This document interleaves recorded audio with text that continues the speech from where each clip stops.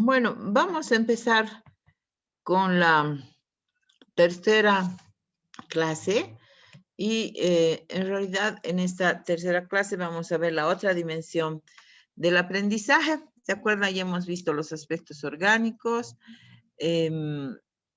Vamos a ver ahora los aspectos emocionales, ¿no? Que acompañan al aprendizaje y además como dimensiones del aprendizaje. Las emociones van a dar lugar, o sea, van a iniciar todo el proceso de aprendizaje, lo van a sostener, pero también van a llevar a feliz término la respuesta cognitiva. O sea, no se puede aislar las emociones del aprendizaje y esto ya es desde 1990. A ver, les voy a poner este gráfico. ¿Qué entienden ustedes en esta imagen?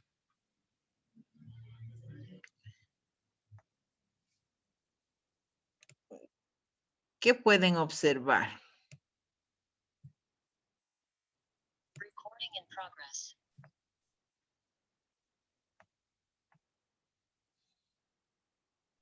Doctora, buenas noches. Buenas noches. Creo que se puede presenciar lo que siempre vemos, ¿no? Una lucha entre lo que es la razón y bueno, en este caso los sentimientos.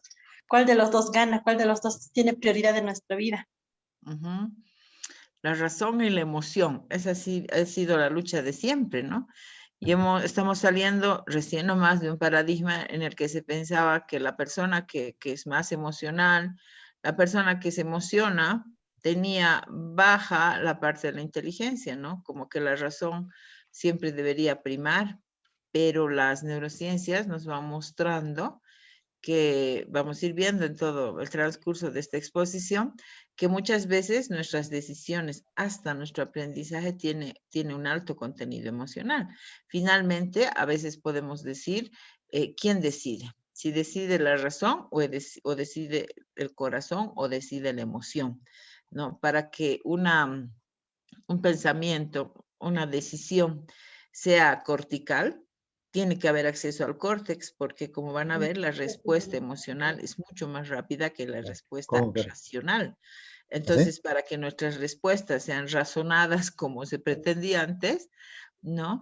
Tiene que haber acceso al córtex. Y por eso, como antes se decía, respira un ratito y recién vas a tomar una decisión, ¿verdad? Entonces, eso sucede, ¿no? A ver, un cachito voy a hacer la parte.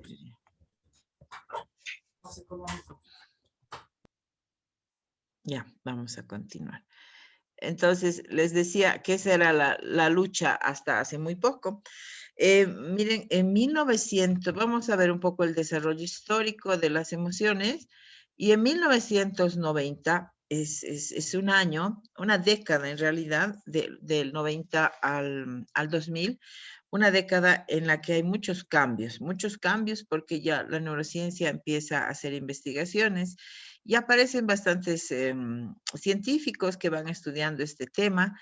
Y un hito que para mí es importante es que en 1990, por primera vez, se consideran los aspectos socioemocionales en las dificultades de aprendizaje. Es decir, se considera que las dificultades de aprendizaje en realidad no son tan grandes si no fuera lo emocional que van recogiendo en el proceso educativo. Y este es un hito no solo para las dificultades de aprendizaje, sino para todo el aprendizaje en general. En 1994, José Antonio Damasio, que es un neurocientífico italiano, pero que trabaja en la Universidad de Iowa, él ha empezado a estudiar mucho el tema de las emociones y ha escrito una obra fundamental que se llama Siguiendo Spinoza, ya me olvidó el nombre, Siguiendo Spinoza, en búsqueda de Spinoza, ¿no? Y él dice que las emociones van a acompañar a todo lo que el ser humano hace. Y entonces estos aportes, pero bien fundamentados, van a ir cambiando un poquito toda la concepción que se tenía, ¿no? Toda la forma de pensar sobre las emociones. En 1995, un hito grande, este señor es Daniel, que hace un libro gigantesco, que yo no sé si alguien lo ha terminado de leer, porque es un libro así, pero es bastante complicado, ¿no? Pero En síntesis, él habla de lo que es la inteligencia emocional. A partir de eso, en 1994 también, Howard Gardner habla de las inteligencias múltiples y él dice que tenemos 7 inteligencias, pero hay una intrapersonal y la otra es interpersonal. Él dice que la suma de estos dos daría lugar a la inteligencia emocional. Y es verdad, porque Daniel Goleman en su libro nos habla de 5 dimensiones de la inteligencia emocional, nos habla de 3 dimensiones personales, que serían el autoconocimiento, la autogestión, la automotivación, y nos habla de 2 dimensiones sociales, que serían la empatía y las habilidades sociales. Entonces, es un boom, ¿no? Este es su libro de inteligencia emocional, se traduce, dice, a más de 200 idiomas. O sea, ¿quién no ha leído o quién no ha conocido por lo menos los aportes de Daniel Goleman con la inteligencia emocional? Entonces, Antonio Damasio, del que les hablaba, dice, ¿no? Hoy conocemos la biología neuronal de las emociones y los sentimientos. Ya conocemos, ¿no? ¿Qué es lo que pasa a nivel cerebral? Ya conocemos. Entonces dice, es tiempo de trasladar estos conocimientos a la sociedad y a la escuela. ¿Para qué? Para diseñar nuevas políticas educativas. Pero, ¿y qué hacemos con las políticas? Habría que diseñar también nuevos contenidos, nuevas competencias y habría que incluir las emociones dentro de todas las currículas. Las emociones son estados naturales que nosotros tenemos, pero se educan, ¿no? Entonces, eso es un poco el desarrollo histórico, ¿no? Hoy en día todos aceptamos que las emociones son parte del aprendizaje. ¿Y qué son las emociones? ¿Ya? Les voy a dar un ejemplo. Yo estoy sentada aquí en mi sala, ¿sí? Y de pronto, no sé, la puerta de mi sala se abre y aparece un tigre. Inmediatamente mi cuerpo reacciona, ¿sí? Esa es una emoción. La respuesta inmediata a un estímulo. Pero reacciono, inmediatamente mi córtex empieza a trabajar y dice, Marianela, no puede haber un tigre aquí. ¿Cómo va a llegar un tigre? Además, en tanto frío, no. Y empieza a justificar, ¿no? ¿Se acuerdan en el cerebro y la computadora que siempre el cerebro haya justificación y significado a todo? Entonces dice, no puede haber un tigre. Entonces tiene acceso al córtex y esa emoción se convierte en un sentimiento de paz, de alivio, de calma, ¿no? No hay tigres. Pero si tuviera otro contenido mental, si hubiera otro contenido en mi mente, diría, claro, los tigres a mí me siguen, no todo me sale mal, justo que estaba empezando mi clase, ahora todo me va a salir mal y me viene un sentimiento de desasosiego, ¿verdad? Entonces, las emociones son eso, ¿ya? Las emociones son la respuesta, ya, las emociones son la respuesta a los estímulos, pero la acepción, la concepción, el razonamiento de ese estímulo es el sentimiento. Es decir, mi mente cartografía mi cuerpo, y le da un significado. Y ese es el sentimiento, ¿no? O sea, no hay un sentimiento sin conciencia. Los sentimientos siempre son conscientes. Entonces, el contenido de los sentimientos viene a ser la cartografía del estado corporal, o sea, de lo que yo siento, ¿no? De lo que mi cuerpo ha sentido. Porque en algunas circunstancias, dice, el sentimiento no se limita a percibir estados corporales, sino también estados mentales que los acompañan. Entonces, las emociones son naturales. No vamos a poder decir que hay emociones buenas o hay emociones malas. Un tiempo se ha hablado mucho de 3 estados afectivos, que son las emociones, la pasión, las emociones y el sentimiento, ¿sí? ¿Cuál estado afectivo creen ustedes que es mucho más intenso? ¿La emoción, la pasión o el sentimiento?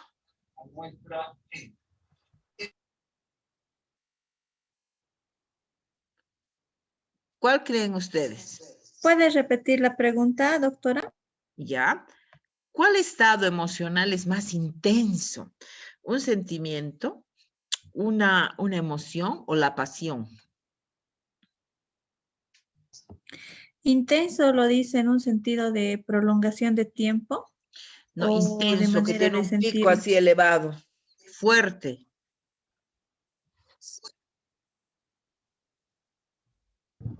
Mm, La yo pienso, pasión, doctora. yo pienso que el sentimiento o la pasión, doctor. La pasión, ¿verdad? La pasión. Dice, cuando nosotros vamos al fútbol, les ha ocurrido mucho a los varones, ¿no? Se ponen a subir y bajar las gradas, no ven la altitud de las gradas, nada, cuando mete su equipo un gol, ¿verdad? Entonces, la pasión, por algo ponen la pasión gualdinegra, la barra brava, ¿verdad? La pasión. La pasión es un estado afectivo intenso, tiene un pico intenso, pero de muy corta duración. Hay también relaciones que tienen pasión, hay relaciones que tienen sentimiento, ¿verdad? Estas relaciones, un ejemplo claro es, ustedes han debido oír esa canción de Rodrigo, ¿no? Fue lo mejor del amor. Ahí describe exactamente lo que es la pasión. Dice, fue lo mejor del amor, lo que vivimos un día, ¿no ve? Entonces, todo dejan, dice, dejas tu casa, dejas tu marido y nos encontramos en un cuarto de hotel y después se separan, ¿no? O sea, no hay compromiso, no hay intimidad. Entonces, eso es pasión, ¿ya? La pasión es un pico extremo. En cambio, cuando ya hay sentimiento, hablando del tema amoroso, por ejemplo, cuando ya hay sentimiento, ya hay un compromiso. O sea, por lo menos tenemos el compromiso de caminar juntos hasta medio año o hasta que nos enojemos, pero tenemos ese compromiso, pero además hay intimidad. No solo hay el componente de la pasión. O sea, el amor perfecto, ¿no? Tendría que ser de conyugal, les digo, ¿no? El amor de pareja tendría que ser la suma de 3 pilares. La pasión, tiene que existir el compromiso, pero también tiene que existir la intimidad. Gradualmente, mientras caminamos por la vida, estos pilares, si quieren, del amor, van a modificarse en intensidad, ¿sí? Si al inicio de una relación había muchísima pasión, seguramente ya cuando estamos en la etapa del adulto medio, ¿no? Ya la relación va a ser más de compromiso y finalmente más de intimidad, ¿no? Y así ustedes pueden entender que estos estados afectivos van fluctuando durante todas las etapas del ciclo vital, pero siempre están presentes. No podemos, yo no me imagino, no hay un ser humano que no tenga emociones. Para darles un ejemplo, alguna vez yo, por ejemplo, veía y yo utilizaba al señor Spock. ¿Han visto el viaje a las estrellas? Los de mi época, ¿no? En el viaje a las estrellas había el Mr. Spock, ¿no? El señor Spock. Él no tenía emociones, o sea, no le daba pena, ¿no? Pero en un capítulo me ha llevado pues una sorpresa, porque se enamora. Entonces, ni el señor Spock puede ser un hombre sin sentimientos, sin emociones, sin pasión, ¿ya? Ahora tenemos, por ejemplo, pasión por las cosas, pasión por el trabajo.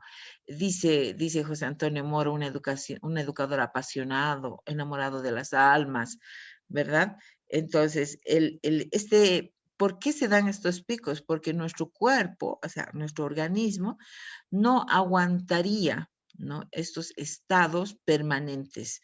Si por ejemplo una pareja se enamora y están en esa fase que dura 3 meses, ¿no? Más o menos 3 meses, esa fase de locura que les ha debido ocurrir a todos, donde nada más es la persona amada y todo es eso, ¿no? Y la química obnubila nuestra objetividad, ¿verdad? Y empezamos a ver cosas que no son y nos hacemos un ideal, etcétera. Nos toman los valores corporales, o sea, nos tomarían la presión, el pulso, los latidos del corazón, etcétera, y dice y además si nos analizarían la química que hay, nos llevarían a una sala de emergencias porque estaríamos como en un estado crítico. Esto no puede resistir nuestro cuerpo por más de 3 meses. Y entonces viene el sentimiento, ¿no? Y este sentimiento ya es un estado emocional, un estado afectivo, perdón, duradero, que ya implica tiempo e implica compromiso, ¿no? Como la colega decía, usted se refiere al tiempo, así interesante, ¿sí? ¿Por qué? Porque cuando hay sentimiento ya es un estado afectivo prolongado en el tiempo, ¿no? Y finalmente tenemos la parte de la emoción, que la emoción es la respuesta corporal frente a un estímulo. No hay acceso al córtex. Pero una vez que el córtex inmediatamente interpreta, cartografía qué ha pasado, entonces ahí viene el sentimiento. Por lo que podemos decir que no hay sentimiento sin conciencia. El ser humano, miren, no, lo más grave en nosotros, en educación, es que si entendemos que si todos los procesos educativos están acompañados, o todo aprendizaje está acompañado de emoción, toda enseñanza está acompañada de emoción, nosotros parándonos al frente en el aula o dando vueltas en el aula o acompañando a un estudiante, no sé, transmitimos currículo oculto, ¿no? Transmitimos estados afectivos que no están plasmados en el currículo. Entonces puedo generar yo pasión, puedo generar rechazo, puedo generar aversión, o sea, puedo generar en mis estudiantes diferentes estados afectivos. Y lo más grave es que José Antonio Damasio decía que existen marcadores somáticos, es decir, que todo lo que aprendo tiene contenido emocional. Ese contenido emocional de un aprendizaje tiene una química respectiva, ¿no? Como hemos visto en la sinapsis química, ¿se acuerdan? Tiene una química. Entonces, si algo yo lo aprendo en un estado de motivación, ese aprendizaje se va a guardar con su carga química, o sea, con dopamina. Si algo yo aprendo en un estado de calma, relajado, ese mismo aprendizaje se va a guardar con su correspondencia química, serotonina, ¿verdad? Pero si aprendo en un estado de amenazas, de uso de adjetivos, de profecías, ¿no? Todo ese contenido se va a almacenar también con cortisol, con adrenalina. ¿Y qué dice José Antonio Damasio? Él dice que estos marcadores somáticos van a aparecer junto con ese mismo recuerdo. Entonces, si yo, por ejemplo, yo tenía una profesora de química que no me podía ver, ¿no? Entonces entraba y se hacía la burla de mi apellido, y yo era adolescente, ¿no? Entonces me molestaba y seguramente yo era muy mal educada, me imagino, por eso no me soportaba. Pues entonces ella entraba y Paniagua out, y me botaba, ¿no? Tenía otra profesora, la de inglés que entraba y bread and water out, me botaba igual. ¿Sí? Entonces yo odiaba el inglés, odiaba el inglés, ¿no? No podía ver. ¿Por qué? Porque simplemente una actitud de un profesor había provocado rechazo en mí. Lo mismo que odiaba química. ¿Sí? Si no era que viva mal inglés, me llevaba en taxi, me dejaba y me esperaba en el taxi, no hubiese yo viajado, no hubiese hecho los cursos ni nada, ¿no? Pero miren cómo se guarda eso en nuestras memorias, con la misma química. Entonces, las emociones van a provocar en nosotros pensamientos, ¿ya? Estos pensamientos también provocan emociones. Entonces, hay situaciones en las que yo no puedo salir de este círculo vicioso. Esta emoción provoca pensamiento, este pensamiento provoca emoción, y damos vueltas, tenemos pensamientos circulares, ¿no? Y lo que también es más grave es que, por ejemplo, una experiencia en nosotros, todo lo que es experiencia va a producir pensamiento. Este pensamiento, ¿no?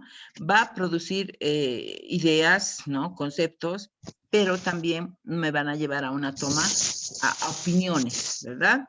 A formular elecciones, a tomar decisiones, ¿sí? Y finalmente, todos estos procesos que son mentales, que son internos, van a salir en forma de respuesta motora conductual, en forma de conductas, actitudes y comportamientos. Entonces, nada raro que si yo tengo un aula donde hay indisciplina, hay algo en la mente de mis estudiantes en referencia a mi postura. Yo tengo que revisar eso, ¿sí? Porque no hay nada que se exprese al exterior que no venga de aquí. Y esto de aquí ha sido almacenado con una emoción. Entonces, tengo que revisar mi postura. Entonces, esto es lo alarmante, ¿ya? Las reacciones automáticas crean condiciones en el organismo humano que una vez cartografiadas en el sistema nervioso, se pueden presentar como placenteras o dolorosas y eventualmente se conocen como sentimientos, ¿no? Se ha visto que los seres humanos siempre nos movemos en dos dimensiones muy extremas, ¿no? El placer y el displacer. Todos buscamos o placer o displacer. ¿verdad? Por supuesto que nos acercamos siempre a lo placentero y evitamos el displacer. ¿A quién le gusta quemarse su dedo, por ejemplo? ¿No? Todos buscamos el placer, pero nos movemos en eso, ¿no? Intencionalmente, nosotros tratamos, dice, de controlar nuestras emociones. Ahora, la pregunta es, ¿será siempre posible el control de nuestras emociones? ¿Qué opinan ustedes? ¿Podremos controlar con éxito siempre nuestras emociones? Sí. Buenas noches, doctora. Yo pienso que no siempre, porque como son fugaces, ¿no? Y no se van prolongando, entonces puede ocurrir que no siempre nosotros podamos controlar las emociones. Exacto, no siempre, ¿no ve? La clave, por ejemplo, de la inteligencia emocional es que nosotros seamos gestores de nuestras emociones. Pero eso es todo un proceso de aprendizaje, como vamos a ver después, ¿no? ¿Por qué? Porque nosotros venimos, aparte de lo orgánico que hemos visto, aparte de ese cerebro que regula todo, que hemos visto que es el órgano del aprendizaje, esto está unido a las emociones.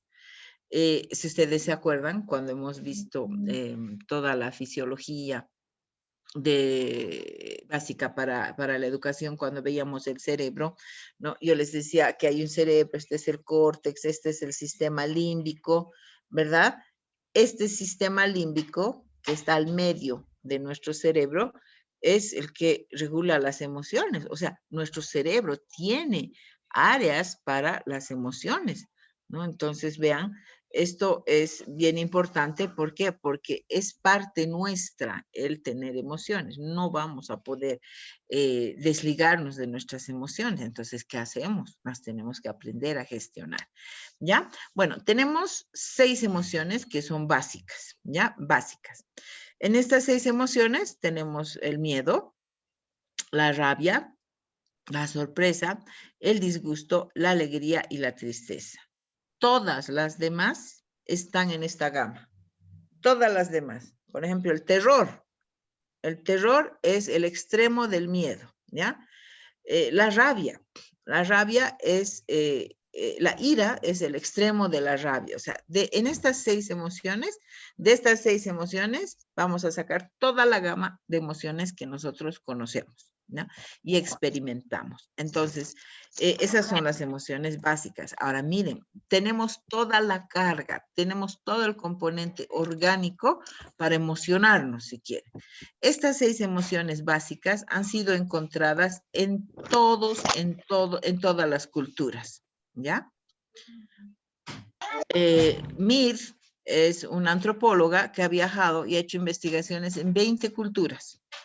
Y ella ha encontrado que en estas 20 culturas todos todos ríen de la misma forma. Todos ponen la cara de asombro igual. Todos ponen la misma cara de sorpresa en todas las culturas. O sea, que nuestros gestos que hacemos para las emociones no son aprendidos, o sea, no son culturales, ¿ya? Por ejemplo, en el lenguaje escrito, encontramos diferente lenguaje escrito en Rusia, en el Japón, en la China, ¿verdad? Y entonces podemos decir que el lenguaje es un hecho cultural, pero esto de las emociones no, se han encontrado exactamente las mismas caras, las mismas expresiones musculares para las emociones, ¿no? Las mismas movimientos, perdón, musculares para las emociones. Entonces, miren, han encontrado también que tenemos 42 músculos faciales para expresar todas las emociones. Por lo tanto, y todo esto para decirles que las emociones son parte nuestra, conforman nuestra biología. Venimos nosotros con toda la disposición genética para las emociones, igual que para aprender. También podemos decir que las emociones también vienen desde nuestro cerebro. Tenemos emociones, si bien tenemos, miren, estas emociones básicas que son el miedo, la rabia, la sorpresa, el disgusto, la alegría y la tristeza, de ahí van a derivar otras emociones que ya van a ser, por ejemplo, emociones de fondo o emociones sociales. Las emociones de fondo reflejan el estado de ánimo momentáneo, o sea, son pasajeras. Esas emociones que de pronto me dan, ¿no? Ese entusiasmo y baja. Ese malestar que pasa, esa excitación por algo, la tranquilidad también, que nunca es eterna. ¿Se imaginan ustedes que tendríamos que estar toda la vida tranquilos, toda la vida felices? O sea, no podríamos. Dice que no podríamos resistir los baños de dopamina todo el día. ¿Por qué? Porque, por ejemplo, cuando el niño está jugando, se ha hecho investigaciones, cuando el niño juega y entra en estados alterados de conciencia, ¿verdad? Puede jugar horas. Pero ¿qué pasa? Lo que pasa es, dice, que cuando hay extensa secreción de dopamina a nivel cerebral, esta dopamina se transforma en mescalina. Y la mescalina es el compuesto activo del peyote, ¿verdad? Y estamos en estados como alucinando, en estados alterados de conciencia, igual cuando estamos enamorados, ¿verdad? Estados alterados de conciencia. Es la química que acompaña a la emoción. ¿Ya? Pero no puedo estar siempre en ese estado. Tengo que cambiar, o sea, el cuerpo no resistiría. Entonces, por eso que las emociones van a ser de fondo y también pueden ser emociones sociales. En las emociones sociales podemos encontrar la simpatía, por ejemplo, la turbación, la vergüenza, la culpabilidad, el orgullo, los celos, la envidia, la gratitud, la admiración, la indignación y el desdén. ¿Sí? Estas son emociones sociales. Ahora, que están presentes, pero que puedo gestionarlas, también puedo o tengo que aprender a gestionarlas, que es gestionarlas, administrarlas, manejarlas, subir y bajar el volumen, ¿verdad? Entonces la pregunta es, ¿qué opinan ustedes? ¿Las emociones serán positivas o serán negativas? ¿Habrá emociones positivas o negativas?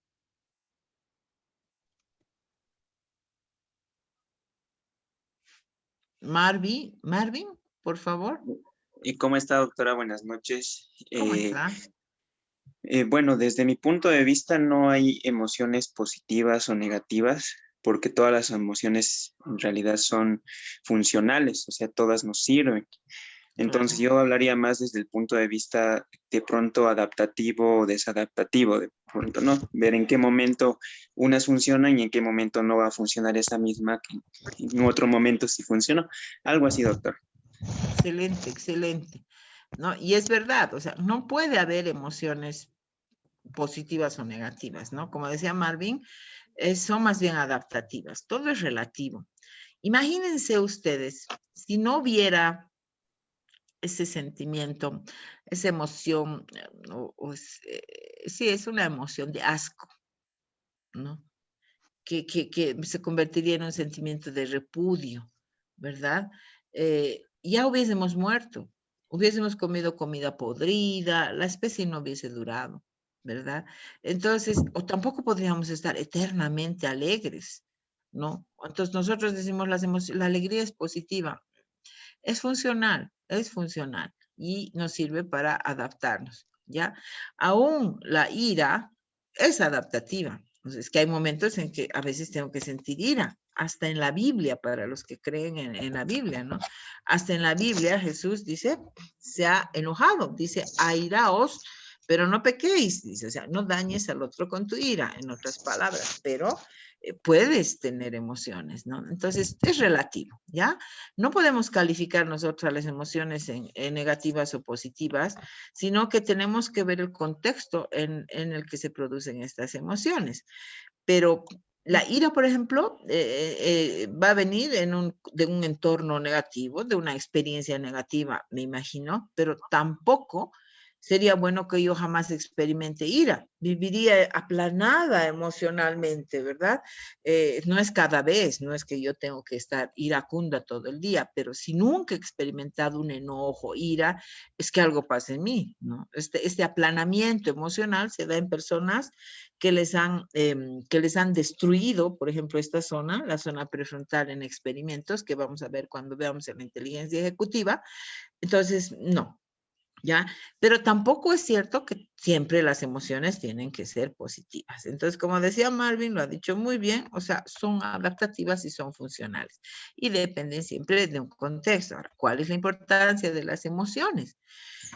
Si no hubiera emociones, nosotros no podríamos regular nuestros procesos vitales, no habría, o sea, no habría supervivencia, nuestro bienestar. Las emociones son una especie de termómetro, ¿ya? Porque regulan la homeostasis. O sea, porque me hacen, no está bien, porque regula la homeostasis, porque me hacen entrar en homeostasis, porque me hacen estar equilibrada, ¿no? Las emociones son como una lupa. Yo evalúo el exterior a través de las emociones y evalúo mi interior a través de las emociones. Entonces, son un conjunto, dice, de procesos, ¿no?, que suceden dentro de mi organismo, y la forma en que mi cerebro percibe estos cambios que suceden en mi organismo, esos son los sentimientos. Estas emociones se van a hacer química en nuestro cerebro y por eso es tan difícil sacar a las emociones de nuestra vida, porque las emociones forman parte, les decía, de nuestra biología, ¿no? No vamos a poder nosotros sobrevivir sin las emociones. Entonces, emociones y sentimientos están ligados a la especie humana y nos ayudan cada día a tomar decisiones. Muchas veces nuestras decisiones son emocionales y no son racionales y nos van a llevar a tomar malas decisiones, por ejemplo, ¿no?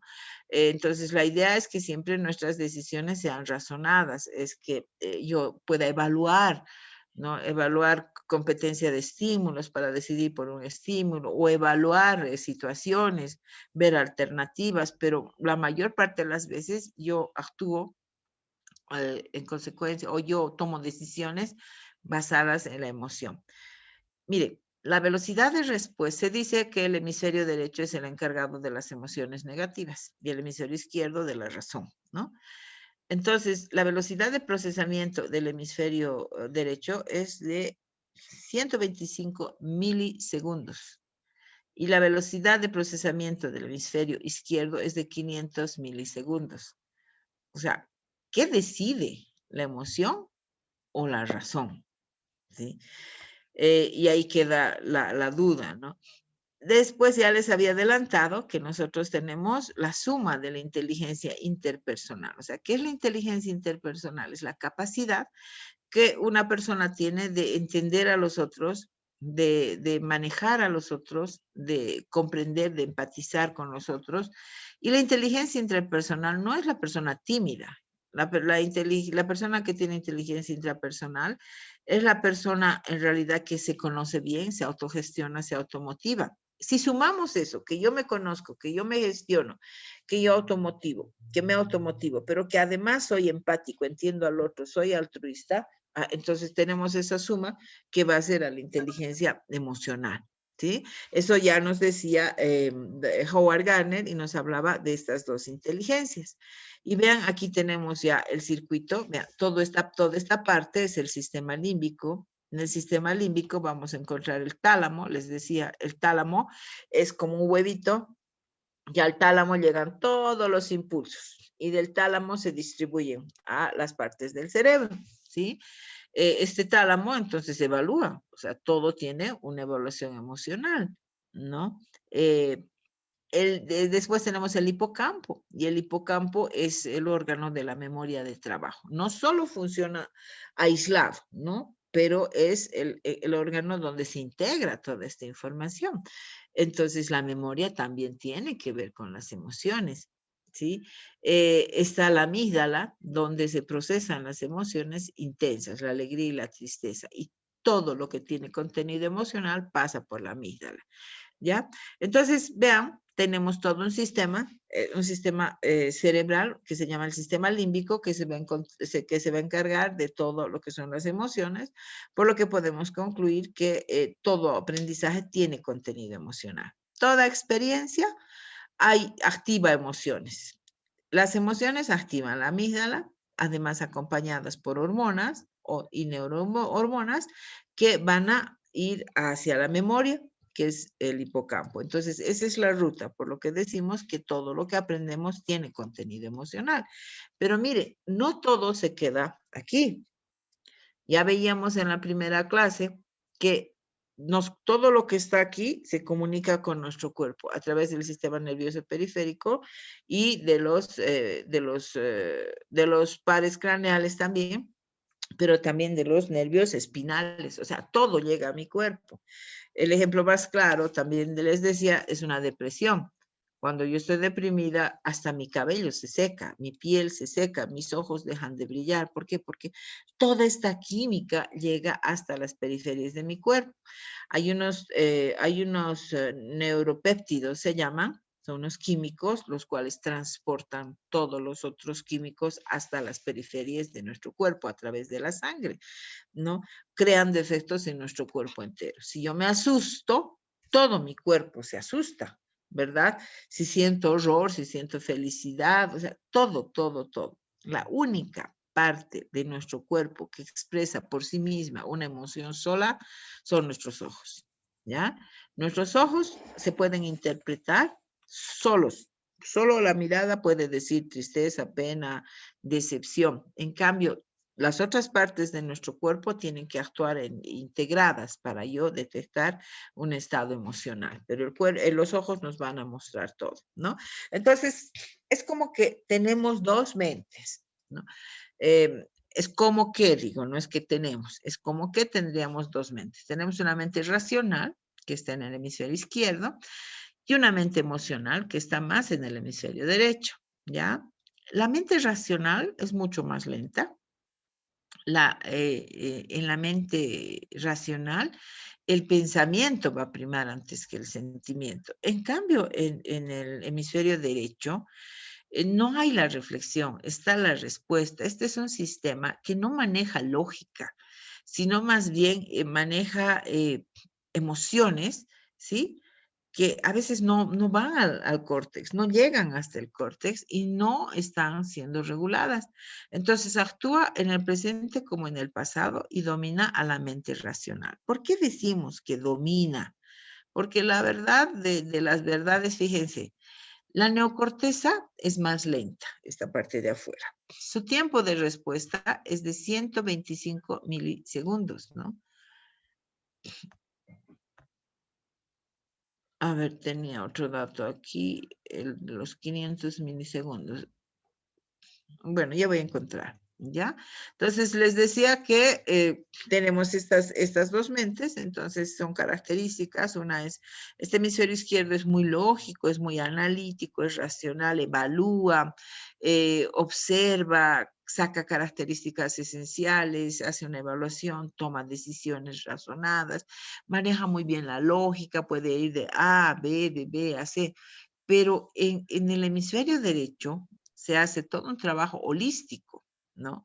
No es de A a B, es holístico, se percibe el todo. Entonces, la gran cualidad o ventaja, podríamos decir, o también desventaja, es que puede trabajar mucho con la información del pasado y con la información del futuro. Entonces, muchas veces cuando vamos a estudiar la memoria especialmente, vamos a ver que la memoria es un sistema multidimensional, porque está en el presente, está en el pasado y está en el futuro, ¿no? Entonces, todo eso viene con su química, ¿ya? Dentro de las emociones también, vamos a ver los lóbulos prefrontales, aquí detrás de la frente, ¿no?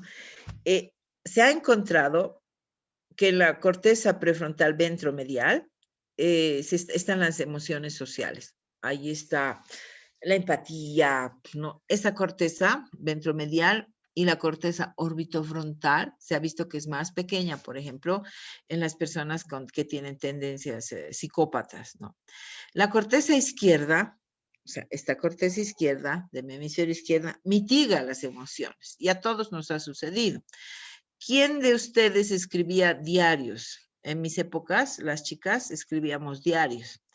¿O quién ha escrito una carta, ha empezado llorando, llorando, llorando, o de muy mal humor, ha empezado a escribir, y, ¿no? Los psicólogos saben bien eso se llama catarsis, dicen, ¿no? Entonces, cuando yo empiezo a escribir, muchas terapias te dicen, escribe ahí tus deseos, tus pensamientos, todo lo que odies.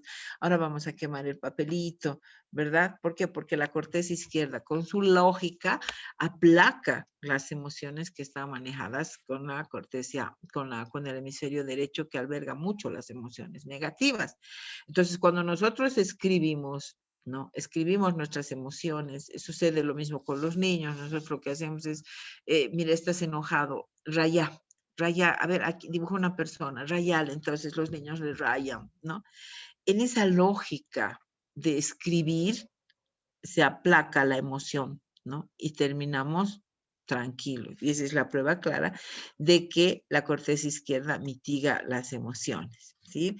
Vemos también otra parte que son es la amígdala cerebral, son dos amígdalas que tenemos una a cada lado.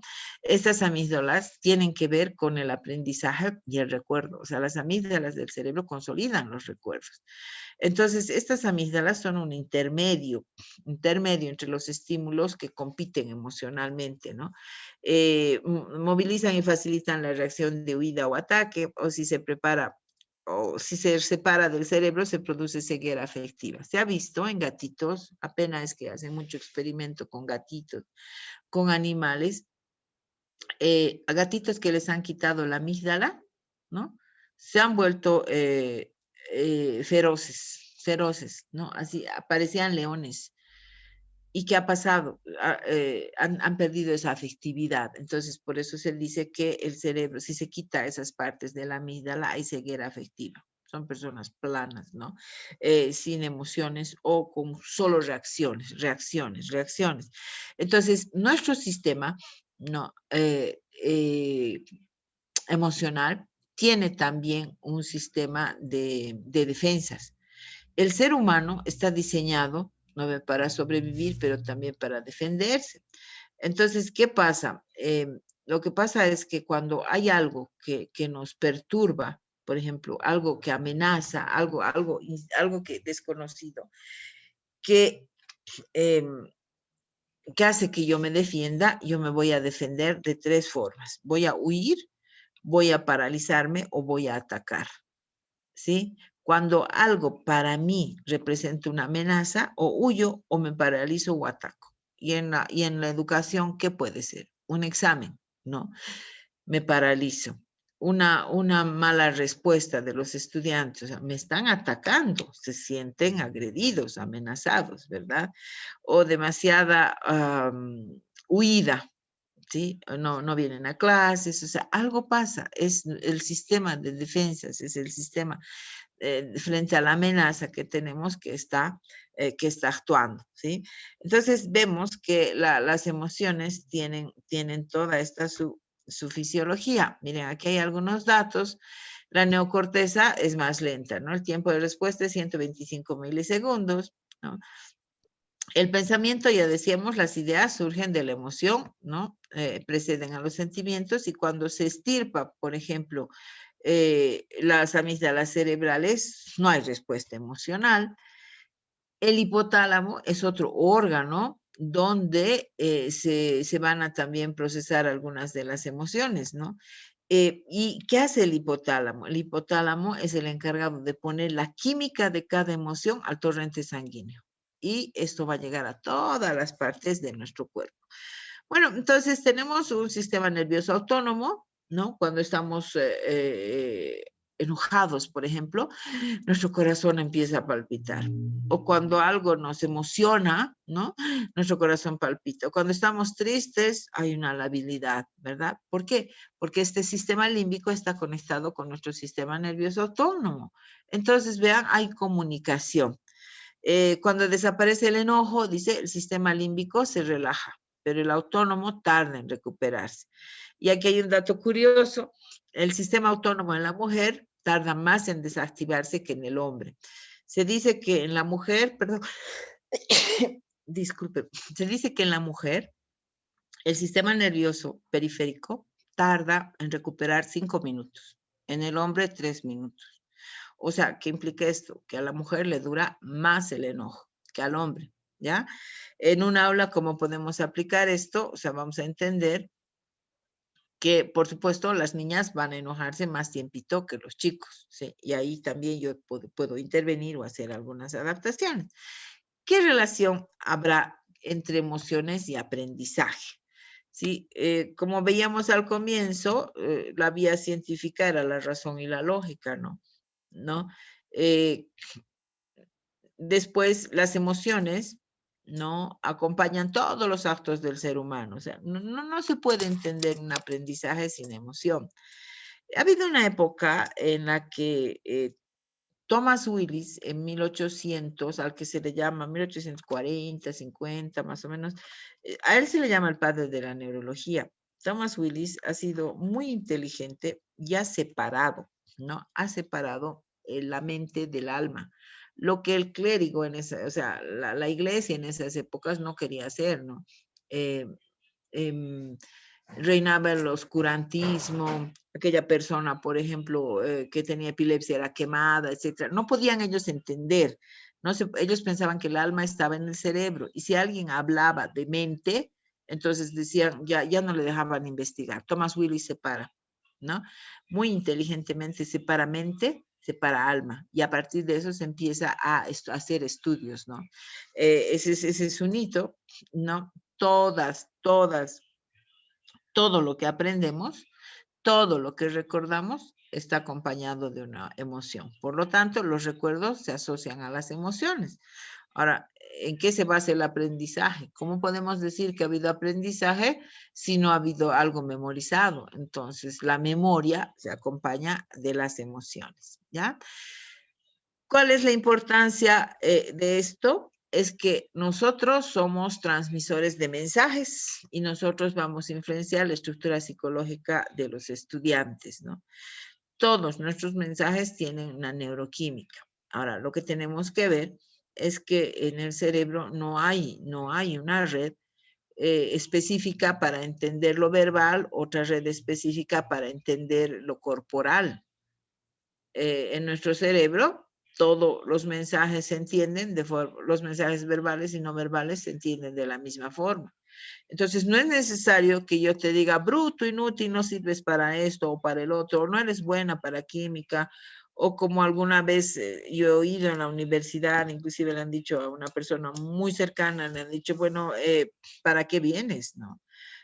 O por ejemplo, casate, ahorita que estás bonita, aprovecha, ¿no? La universidad no es para mujeres, cosas de ese estilo que pueden marcar, ¿no? Muchas veces un adjetivo puede marcar la vida de un ser humano. Entonces, pero no solo es lo que yo te digo, yo te puedo mirar con un gesto, ¿sí? Que te ha dicho todo. Y más aún, si la persona tiene un contenido mental ya de maltrato, una estructura mental de abuso, fruto del abuso, entonces va a percibir los mensajes como si fueran para ella, ¿no? Como si atacaran, como si la atacaran. Pero yo no he dicho nada, pero lo no verbal también transmite emociones. Ahora, hay toda una ciencia, no sé si ciencia, pero hay toda una disciplina del lenguaje no verbal. Se enseña a los asesores de presidentes, ¿verdad? A comportarse no verbalmente. Hay un video donde Putin y Barack Obama, ¿no? Se pelean por entrar por una puerta y es una pelea entre asesores de imagen, en realidad, porque cuando uno te da la mano tiene que estar arriba del que va a dominarte y no querían poner su mano arriba. Y finalmente cede Obama, pero le gana espacio al entrar a la puerta y él se entra primero, ¿no? Y Putin entra después. Entonces, vean, todo eso es lenguaje no verbal, que está transmitiendo pensamiento, ¿sí? Mucho tenemos que tener en cuenta nosotros, esto ya les decía, en el currículo oculto, ¿ya? En la educación primaria, ha habido una época, yo me acuerdo el 2006, yo estaba dando clase en la universidad y una chica viene y me dice, mire, doctora, habían aparecido unos sellitos y era un sellito, una carita que tenía una daga y decía mal hecho, o sea, y eso les sellaban a los niños, más bien han desaparecido. ¿Qué mensaje transmitía ese sellito? O sea, en pocas decía, tu trabajo es tan malo que mereces morirte, ¿sí? Entonces, todo ese tipo de mensajes no necesariamente son verbales, pueden ser no verbales. Una mirada es un mensaje no verbal. Una postura es un mensaje no verbal. Mi voz, la intensidad, la prosodia de mi voz, el tono, el timbre, La proxemia, cuánto yo me acerco a ti o cuánto me alejo de ti. Todo eso es mensaje no verbal, que es entendido. Lo lamentable es que es transmitido desde mi inconsciente, porque yo no soy consciente, ¿sí? Es transmitido desde mi inconsciente y es recepcionado desde el inconsciente del otro. Y lo grave aquí es que mi inconsciente transmite lo que yo tengo de constructo en mi mente, ¿verdad? Y el inconsciente del otro percibe con el contenido mental que tiene. Y ahí tenemos los grandes problemas de comunicación. Yo no te quería decir eso, pero es que tú has entendido esto. Pero es que ¿con qué has entendido? Con lo que tú tienes en tu mente, toda una historia, ¿verdad? Y eso tiene que ver con la comunicación no verbal. O sea, no todo lo que digo, no todo lo que afecta a la estructura del estudiante es verbal. También hay mucho de mensajes no verbales, ¿sí? Entonces, vamos a entrar ya a lo que es la inteligencia emocional. Entonces, ¿cuál es la respuesta? Dice, ¿no? ¿Cuál es la respuesta? Ya, está bien. Ya conocemos las emociones se acompañan al aprendizaje y bueno, ahora, ¿qué hacemos con esto? Entonces empieza toda la línea de Daniel Goleman y dice la inteligencia emocional. Entonces, la inteligencia emocional viene a ser la capacidad de gestionar nuestras emociones, ¿no? Y este concepto, bueno, no sé si es teoría, esta línea, este enfoque de inteligencia emocional, se ha trasladado al ámbito laboral, se ha trasladado al ámbito familiar, al ámbito social, pero en síntesis tiene 5 dimensiones, ¿no? 5 dimensiones que 3 son muy individuales, pero una no puede desarrollarse sin la otra, ¿sí? Son secuenciales y son 3 personales y 2 sociales. La primera es el autoconocimiento. Yo no puedo entender al otro y ser empático o altruista si no me conozco, ¿verdad? Entonces, lo primero es el autoconocimiento. Luego viene la autogestión, o sea, cómo yo me autorregulo, ¿sí? Cómo yo me motivo, cómo yo me desmotivo, cómo yo uso estrategias, o sea, todo tiene que ver con mi yo, cómo me autorregulo. Después viene la automotivación. No tengo que estar para todo motivado. Muchas veces y en educación estamos muy errados y esto creo que viene a consecuencia de la psicología de los 60, ¿no? Donde nos decían que es que tenemos que ser felices, hemos nacido para ser felices. Esa pedagogía light, ¿no? Esos niños que ahora se llaman, ¿qué me han dicho? Niños de vidrio, niños de cristal, ¿no? Se rompen cuando los soplas y la menor contingencia que sucede en la vida de estos jóvenes, a veces ya jóvenes se derrumban, ¿no? Entonces, ¿qué estamos formando? Hay que pensar todo eso, ¿sí? Y la inteligencia emocional es lo que nos va a llevar a gestionar nuestras emociones. Ahí está, en la definición, es la capacidad, no, para comprender, no, la inteligencia emocional es una competencia, ¿no? Que nosotros tenemos para, primero, percibir, ¿ya? Percibir, comprender, darle un nombre y después regular. Yo no puedo regular si no sé qué es, ¿verdad? Y además si no identifico. Hemos sido educados los de mi generación, en una generación donde era prohibido sentir. Ahora no, ahora el niño te dice estoy triste, estoy alegre, es que no, es que esto me disgusta, es diferente, ¿no? En mis épocas era prohibido sentir, o sea, la razón era lo máximo, y aquella persona que sentía mucho, que se emocionaba mucho, o sea, no era razonable, no era inteligente. Entonces, primero yo tengo que darle nombre a la emoción. ¿Y cuál va a ser entonces la tarea de la inteligencia emocional? Tengo que enseñar a los niños desde muy chiquititos, primero a identificar esos cambios corporales de su cuerpo, ¿no? Cuando el niño llega y dice, es que sabes que me han dicho, que me han hecho, y nosotros lo primero que hacemos, negamos sus sentimientos. Y le decimos, no, mentira, no. Entonces, hay que darle nombre, o sea, está sintiendo algo en su cuerpo, es una emoción. Y si él aprende a darle nombre, eso se va a volver en un sentimiento, ¿verdad? Entonces, cuando sepa el nombre, sepa lo que su cuerpo está sintiendo, tenga un nombre, recién va a poder gestionar, va a poder comprender y recién va a poder regular, ¿ya? Entonces, eso es un poco la inteligencia emocional. Ahora, ¿Qué opinan de esto? Ahora sí, les toca hablar. Dice, me dan trabajo, ¿no? Que me den trabajo, nos contratan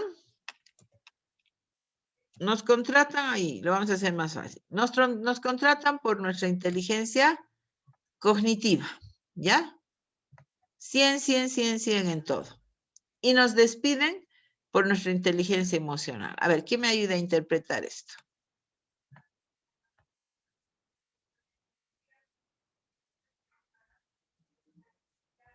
Doctora, Hola. ¿Sí? bueno, es lo que nos había indicado, ¿no? La inteligencia funcional, digamos, ¿no? Buscar un equilibrio entre esta inteligencia cognitiva y la inteligencia emocional. Como se ha indicado, nosotros no podemos desempeñar funciones sin ningún tipo de emoción, ¿no? Un día podemos ir tristes al trabajo, estar felices, decepcionados y demás, pero debemos encontrar ese equilibrio entre esa inteligencia cognitiva y la inteligencia emocional, y es lo que usted indica, esa inteligencia funcional, lo que deberíamos trabajar todas las personas desde niños, ¿no? Enseñarles eso a los pequeños, a encontrar ese equilibrio y la funcionalidad de estas dos inteligencias, doctor. Sí, súper. ¿Alguna otra interpretación? Nos contratan por nuestra inteligencia cognitiva y nos despiden por nuestra inteligencia emocional. A ver. ¿Sí? Adelante, por favor. Ya me estoy abrigando y ha hecho frío. Sí, más fuertecito.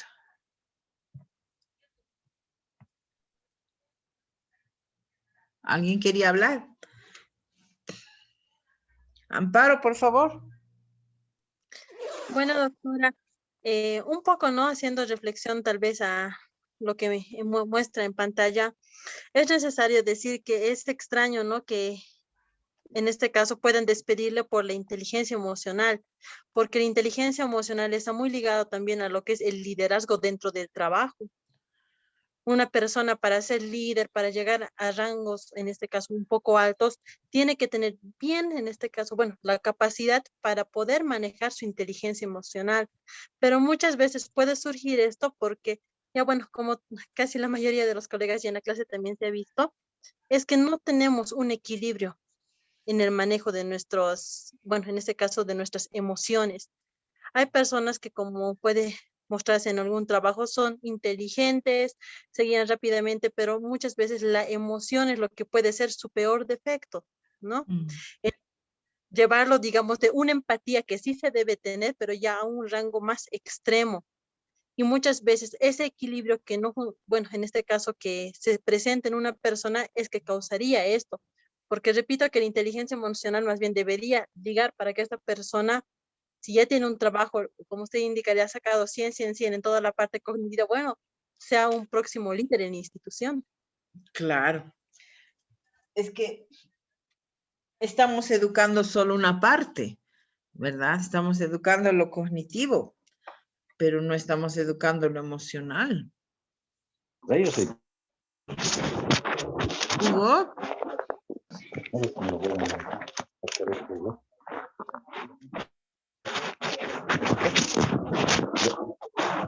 ¿alguien más quiere opinar?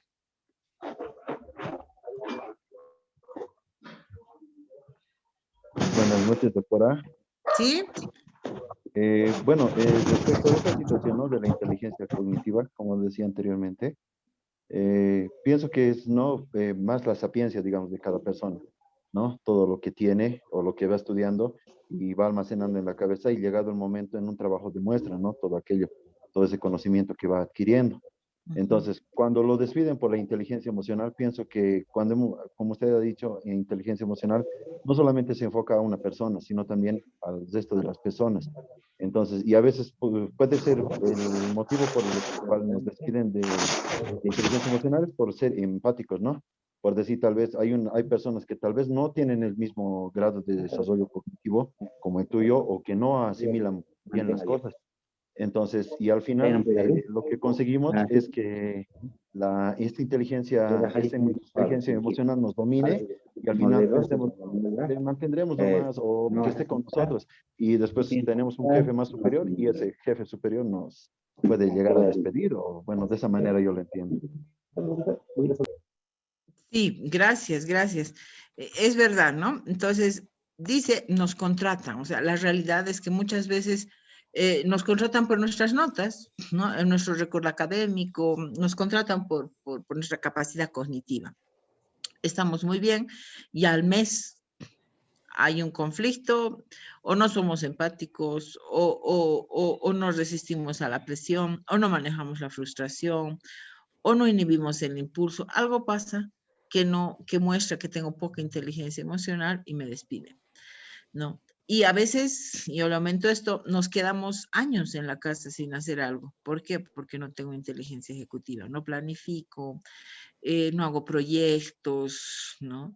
No me autorregulo, no persevero. Entonces, me puedo, ¿cuál de las tres inteligencias es la que vale? La cognitiva, como en los casos que hemos oído. La cognitiva será más la emocional o será más la ejecutiva, ¿no?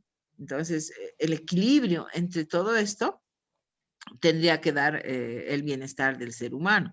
Pero lo que pasa en nuestros sistemas educativos, no. Yo, por ejemplo, eso es lo que siempre les digo en el posgrado, no puede haber un educador que no haya hecho autoconocimiento, ¿sí?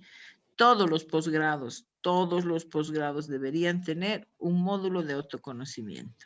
¿Por qué? Porque si vamos a nosotros educar a educadores, porque más o menos nos estamos formando para eso, ¿verdad? Vamos a hacer investigación, vamos a formular modelos, teorías educativas, o sea, ese es el doctorado. Entonces, pero si yo no estoy tratado en mi vida y yo no doy lo que no tengo, yo voy a dar lo que tengo. O sea, un árbol de manzanas, ¿qué da?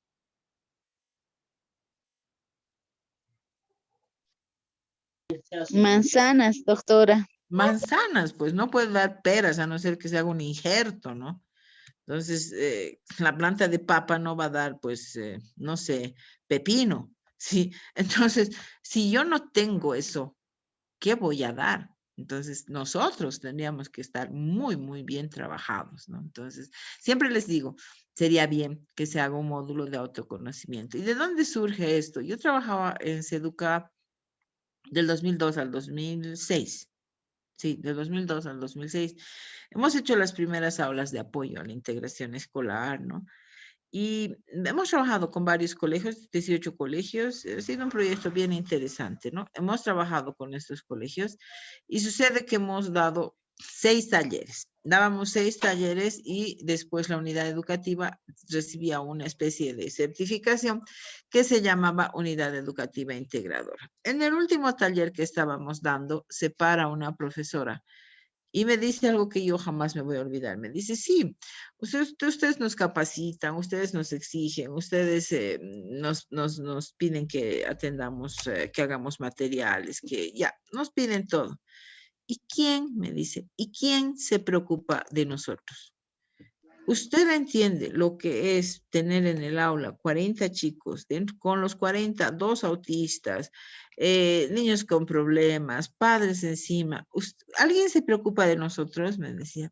Y realmente eso me ha quedado bien, bien, bien grabado. Y es la verdad. O sea, no puede haber un educador que no tenga este trabajo de autoconocimiento, ¿no? Entonces, si nosotros nos autoconocemos, hemos hecho este trabajo, nos autoconocemos, podemos autogestionar, podemos automotivarnos, podemos ser empáticos y podemos tener habilidades sociales y estaríamos listos para enseñar lo que tenemos, no lo que no tenemos, ¿verdad? Entonces, ¿qué será? ¿Cuáles son los indicadores, las dimensiones de la inteligencia emocional? Son 5 esferas principales. Conocer las emociones, manejarlas, motivarlas, reconocer las emociones de los demás y manejar las relaciones, ¿ya? ¿Qué es lo mismo? Autoconocimiento emocional, reconocimiento de las emociones ajenas, autocontrol emocional, automotivación y relaciones interpersonales. Ustedes en diferentes autores van a encontrar diferentes nombres, pero básicamente son los mismos. 3 dimensiones personales y 2 dimensiones sociales. Que les decía que todo esto se ha ido adecuando al ámbito laboral también. Inclusive, miren, se habla de los componentes de la inteligencia emocional en el trabajo, ¿no? Ahora, si nosotros, esta es una mnemotecnia que a veces les hago hacer en el aula, es, por ejemplo, aprender con el cuerpo los componentes de la inteligencia emocional. Esta es una mnemotecnia, ¿no? Cuando yo, por ejemplo, quiero aprender algo, voy a hacerme señas. Entonces, autoconocimiento, ¿verdad? Autogestión, automotivación, empatía, ¿sí? Eso es para aprender. Son 5 las dimensiones que tenemos que conocer. Tenemos que saber sus nombres para gestionar, ¿sí? Ahora vean, la inteligencia emocional además tiene componentes personales, no solo es que autoconocerme y demás, no, tiene que desarrollar componentes personales. Uno de los primeros componentes personales que se tiene que desarrollar en la inteligencia emocional como dimensión para el aprendizaje es el autoconcepto. Si yo creo que sirvo, sirvo. Si yo creo que puedo, puedo, ¿no? No sé si Einstein o Thomas Alva Edison decían, tanto si me dices que puedes o me dices que no puedes, yo te creo. Y es verdad. Si yo digo no puedo, ni siquiera hay activación cortical desde el sistema activador reticular ascendente. No hay ni una sinapsis porque yo he decidido que no puedo y no puedo, ¿sí?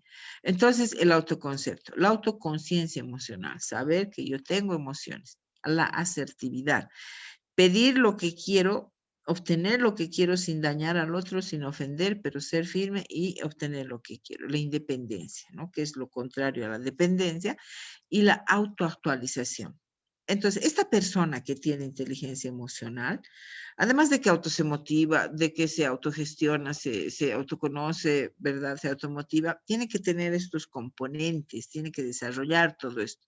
Tiene que tener un buen autoconcepto, una autoconciencia de sus emociones, tiene que obtener lo que quiere de buenas formas, tiene que ser independiente, ¿no? Y tiene que también autoactualizarse, es decir, tiene que tener una habilidad para alcanzar lo que tenemos, con lo que tenemos, las potencialidades, o sea, alcanzar lo que queremos, pero con lo que tenemos, ¿sí? También hay componentes que las personas con inteligencia emocional manejan. Por ejemplo, hay una constante prueba de la realidad. O sea, las personas que no tienen inteligencia emocional pueden magnificar lo que sucede en el medio. La que tiene inteligencia emocional va a establecer una correspondencia entre lo que experimenta y lo que realmente ocurre, ¿sí? Va a haber equilibrio. No va a magnificar ni va a minimizar. Esta persona también es flexible. Tiene que ser capaz de adaptarse a las condiciones del medio. Esta persona tiene que saber identificar los problemas, definir los problemas, solucionarlos y con diferentes formas de solución, ¿no? O sea, tiene que ser flexible. Ahora, esta persona que tiene estas cualidades intrapersonales, vean, también tiene que tener componentes interpersonales. Ya les decía y estábamos hablando de la empatía. La empatía es la capacidad de reconocer las emociones en los otros, además comprenderlas, mostrar interés por los demás, pero yo le aumento esto. Siempre le aumento sin comprometerse. ¿Por qué creen que le aumento eso? Dice, la empatía es la habilidad de reconocer las emociones en los otros, comprender estas emociones, mostrar interés por los demás, pero yo le aumento sin comprometerse. ¿Por qué creen?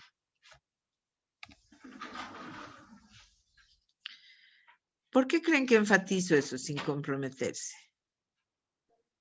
Porque, buenas noches, doctora, disculpe. ¿Cómo está, Marcela? Porque si bien nosotros tenemos que tener la capacidad de reconocer las emociones, como dice, tenemos que dar oportunidad a que esas personas sean independientes de nosotros. Es decir, nosotros no podemos asumir los problemas como nuestros, los podemos entender, podemos apoyar, pero no podemos cargar con todo lo que tienen las personas porque sería pesado para nosotros porque tenemos nuestros propios problemas, ¿no? Esa Así sería la es. interpretación. Excelente, eso es. Sí, o sea, la empatía es eso, yo me pongo en el lugar del otro, reconozco sus emociones, comprendo, me intereso, pero no le puedo solucionar sus problemas, ¿sí? Porque eso ya es falta de respeto a la persona, ya no es empatía, eso es codependencia, ¿verdad? Entonces, dentro de los componentes de la inteligencia emocional, los componentes interpersonales, está la empatía. Otro componente es la responsabilidad social. Esto es bien importante, ¿no? Y esto es lo que nos está haciendo falta, o sea, ser constructiva socialmente. Estamos en una cultura donde es que no me han dado, es que no han puesto, es que la alcaldía, es que el gobierno, es que los profesores, o sea, todo es que, pero ¿y cuando yo me miro o que empiece por mí? Eso es parte de la inteligencia también emocional. Y yo vivo en Irpavi y algún domingo, antes cuando salíamos los domingos, por el Mega, los autos pasan, ¿no? Entonces algo bien interesante pasa. De la ventana de adelante se abría la ventana y salía una mano y botaba una bolsa de pilfrut, digamos, ¿no? Y de la ventana de atrás una manito chiquitita y botaba la bolsa de pilfrut, ¿sí? Entonces, si nosotros no somos responsables con la sociedad que tenemos, que implica limpieza, que implica cuidado, que implica medio ambiente, todo, tampoco pues nuestros hijos, ¿no? Entonces, esto es responsabilidad social. Y eso es parte de los componentes de la inteligencia emocional. Otro componente también son las relaciones interpersonales que construimos, que tienen que ser amistosas, que tienen que llevarnos a elegir personas con las que realmente nos sentimos bien, ¿ya? Entonces, ahora, ¿cuáles son las competencias? Hemos visto los componentes intra y los componentes inter. ¿Qué competencias tiene una persona que maneja sus emociones? Una persona que es inteligente emocional, primero tiene un buen manejo del estrés, o sea, tolera el estrés. Esta persona, ¿qué es el estrés? El estrés es un estado agudo, ¿sí? No es crónico, es agudo, es un pico así, ¿no? De hipervigilancia, es un estado general de alerta que tiene nuestro cuerpo, o sea, que nos provoca cansancio excesivo, fatiga, que nos puede llevar inclusive a lo que se conoce en organizacional como el famoso burnout, cuando ya te estás quemando, cuando ya no das más, ¿no? Entonces, ese es el estrés. Una persona que tiene inteligencia emocional maneja eso, maneja el estrés, tolera el estrés y lo gestiona. Es decir, no se van a eliminar de las aulas, por ejemplo, las situaciones de estrés, ¿no? Hay un estrés positivo, se llama euestrés, pero el estrés se va a acompañar siempre de el estrés, por ejemplo, la exigencia que es estrés, se va a acompañar de mensajes positivos, creencias de posibilidad que van a generar aulas de alto rendimiento. En las universidades esto ocurre con mucha frecuencia.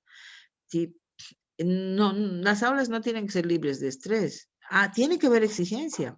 ¿Sí? Tienen que aprender a exigirse porque yo les exijo, pero con respeto. Entonces, este equilibrio va a generar estrés positivo y va a ser como un motor que me va a llevar a alcanzar los objetivos. Entonces, una de las competencias de la inteligencia emocional es la capacidad de manejar el estrés. Otra competencia es el estado de ánimo, ¿no? El gestionar mi estado de ánimo y la motivación. Aquí hablamos, por ejemplo, del control de impulsos. ¿Qué es un impulso? El impulso es una respuesta rápida, no pensada, ya para alcanzar algo, para hablar, para moverme. Puede haber impulsos verbales, ¿no? Que se me salga, no sé, un disparate o que me pesquen hablando mal, ¿no? Verbales. Puede haber impulsos motores, no puedo parar. ¿Sí? O puede haber impulsos emocionales, o de pronto lloro en extremo, o me enojo en extremo. Entonces, este control de impulsos va a ser la capacidad de retardar, o sea, aplazar el impulso o resistir al impulso controlando las emociones, ¿para qué? En bien de conseguir un objetivo posterior de mayor interés, ¿no? Capacidad de recibir recompensa anticipada. Otra competencia del estado de ánimo y la motivación es el optimismo. La persona optimista, persona que mantiene una actitud positiva frente a las adversidades, tiene inteligencia emocional. Ahora, yo no les digo que uno se va a volver ciego a los problemas, no. Siempre va a haber problemas, ¿no? Pero la persona que sabe salir de esto es una persona que tiene una de las competencias de la inteligencia emocional, y la felicidad es otra competencia de la inteligencia emocional. O sea, es la habilidad de disfrutar y sentirse satisfecho con la vida. Ya, ahora viene la pregunta. ¿Ustedes creen que ser feliz es una decisión o es simplemente un estado afectivo? ¿Qué opinan? Doctora, ¿puedo? Sí, claro, por favor. Pienso que ser feliz es una forma de vida en realidad. Yo pienso que uno puede ser feliz cuando está agradecido con las cosas que tiene, con las cosas que ha conseguido y con la capacidad que siente que tiene para poder conseguir las cosas. Es mirar objetivamente lo que tenemos y disfrutarlo en el momento. Porque muchas veces pensamos que la felicidad viene cuando viajes, cuando salgas, cuando te cases, cuando tengas un hijo. O sea, vamos aplazando la felicidad y nos olvidamos que somos felices en el momento por estar, no sé, con la familia, con los hijos o trabajando. O sea, por muchas cosas que tenemos que agradecer que tenemos en el momento. Y eso mismo nos va a ayudar a conseguir más cosas en la vida. Pienso que es así. Ya, gracias. Entonces usted me decía cómo ser feliz, ¿no? Ahora, yo decido ser feliz o yo tengo que ser feliz por naturaleza? ¿Qué opinan? ¿Alguien más quería hablar? Wilfredo, por favor. Doctora, buenas noches. Considero que la felicidad es una decisión, ¿no? En algunos es bien complejo, bien complicado de poder tomar esa decisión o que esa decisión se haga efectivo. En algunos es menos complejo, ¿no? Entonces, pero entender que la felicidad no es un fin en sí mismo, sino es un camino, ¿no? Es un camino que hay que recorrer y creo que hay ciertas satisfacciones, ¿no? Entonces, considero que es una decisión. Claro que otras personas tal vez se pueden satisfacer rápidamente, otras no, ¿no ve? Entonces, es satisfacer esas situaciones en su momento en la medida que tú puedas poner toda tu emoción, toda tu inteligencia emocional, se puede decir, para lograr esto, ¿no? Pero son cosas que, pues, la realidad es un camino, no es un fin en sí mismo, es algo que se da constante, lleno de satisfacciones, también lleno de situaciones adversas, ¿no? Súper, gracias. ¿Alguna otra opinión más? Sí, doctora. Sí, por favor. Yo pienso que el ser feliz es una decisión también, porque constantemente nosotros estamos expuestos, ¿no? A diferentes situaciones. Usted ya ha hablado de la inteligencia emocional y parte de la inteligencia emocional pienso que es esta decisión que tenemos nosotros cada día de, pues, tomar la decisión de ser felices, ¿no? De ver cómo vamos a afrontar todas las situaciones que nos pasan diariamente. Sí, sí, y Doctora. yo también coincido con ustedes. Sí, por favor. Buenas noches. Yo creo que no podemos determinar solamente como una decisión personal, es también un estado afectivo, ¿no? Una situación, una sorpresa, por decir, hoy día encuentro a un ser que de mucho tiempo una persona lo veo, es una sorpresa, ¿no? Entonces es mi estado el que me hace estar feliz. Entonces no es solamente un elemento, sino puede ser la combinación de dos o tres, ¿no? Por ejemplo, quien tiene a la familia sana, ¿no? Es también un estado de ánimo que nos va a determinar ser feliz, estar tranquilos. La tranquilidad también da la felicidad. Entonces no es uno solo, es un elemento que recibe muchos componentes. Excelente, excelente. No había visto esa parte, ¿no? Entonces, además de ser una decisión, también implica, es una consecuencia, ¿no? De varios hechos, actos.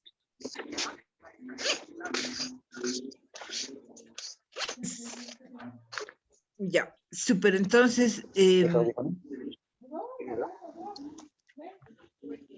seguiremos entonces cuáles serán las cualidades. ¿Alguna otra opinión?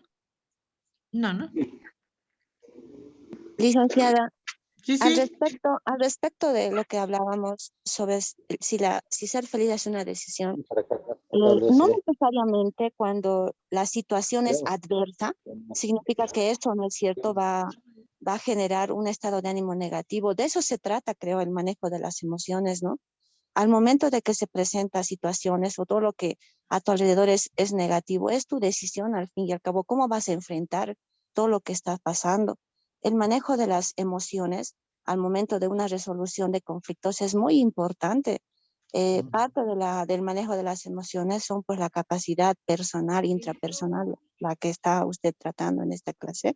Y bueno, nosotros tenemos que saber manejar aquello. Y es al final una decisión, pues, ¿no? De cómo vamos a nosotros asimilar este manejo de las emociones y es más conocerse a sí mismo, ¿no? Para poder enfrentar estas situaciones adversas, doctora.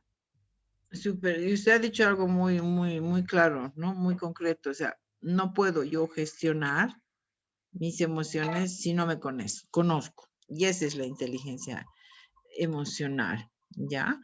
¿Algún otro aporte sobre esto de la felicidad?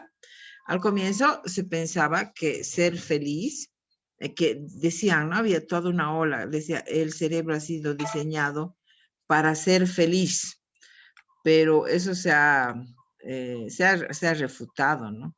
Entonces, en realidad no hemos sido diseñados para eso, hemos sido diseñados, el cerebro humano ha sido diseñado para sobrevivir, ¿ya? ¿Alguna opinión? Doctora, buenas noches. Así Buenas noches. cortito, Sí, claro. hablar de la felicidad sería también tener la voluntad, ¿no? Acotando a lo que han dicho mis compañeros, tener esa voluntad y como decía uno de los compañeros, también hay de acuerdo a la reacción que uno tenga. Entonces, si hay la voluntad de ser feliz, es una decisión que uno toma y le coloca la voluntad en toda reacción o en todo momento, uno tiene que tratar de tomar el momento y convertirlo hacia la felicidad, digamos, hacerse sentir bien. Esa sería mi opinión. Entonces estaríamos con que ser feliz es una decisión, pues.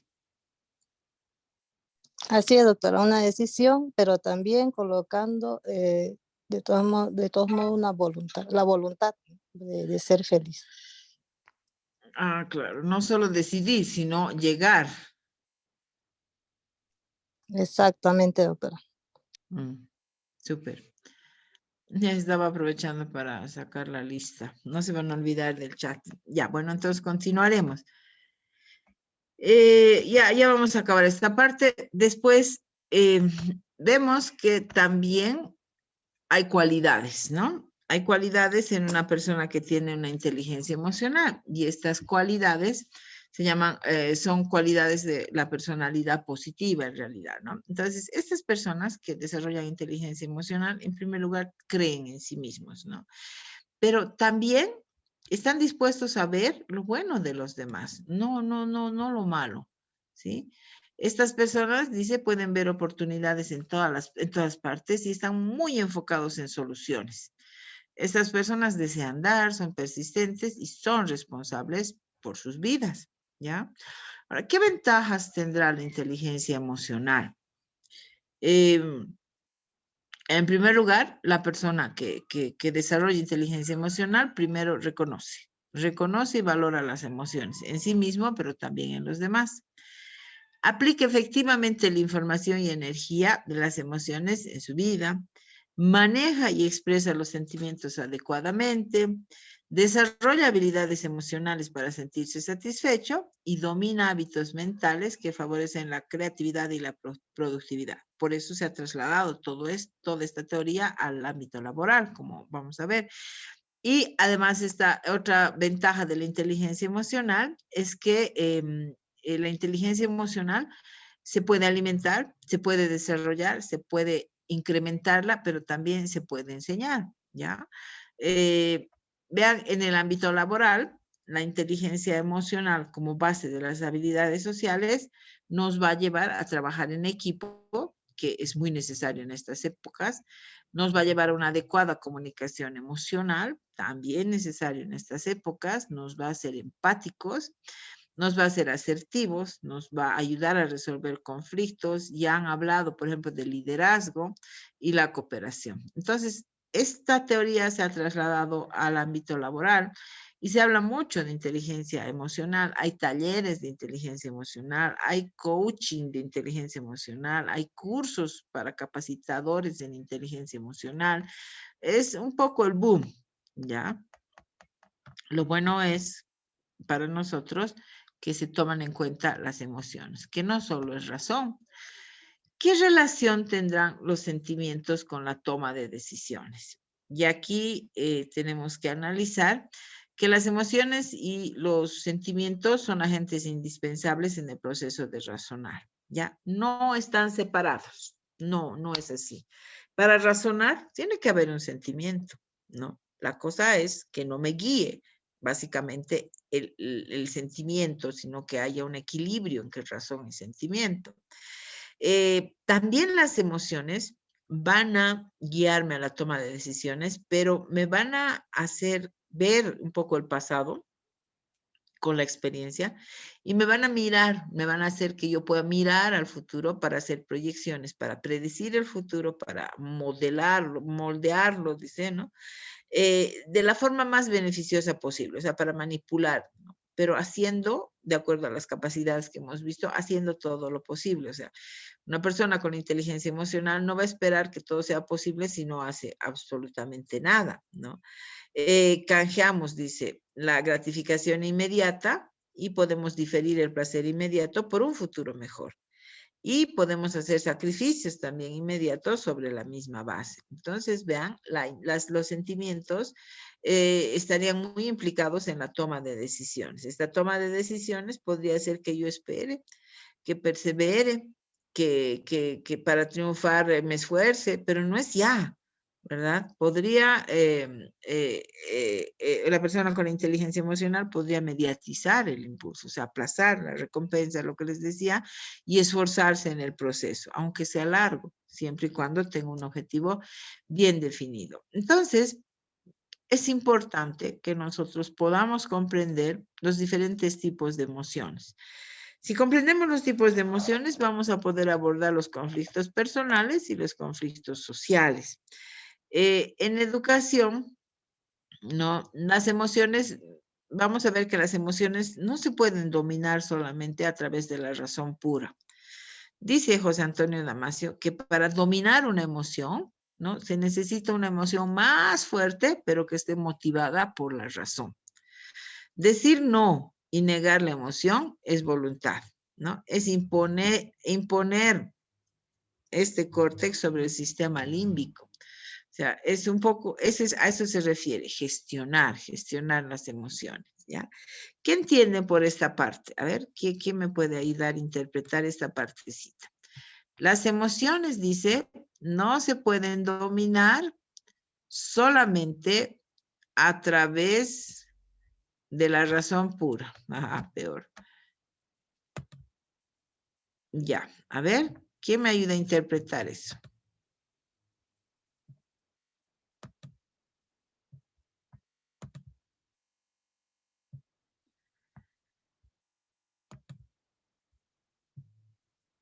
Las emociones no se pueden dominar solamente a través de la razón pura.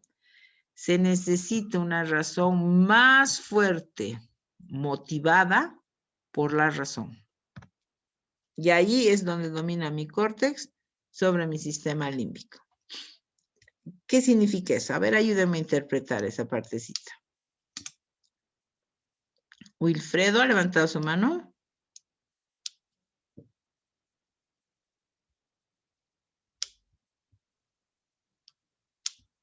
¿No?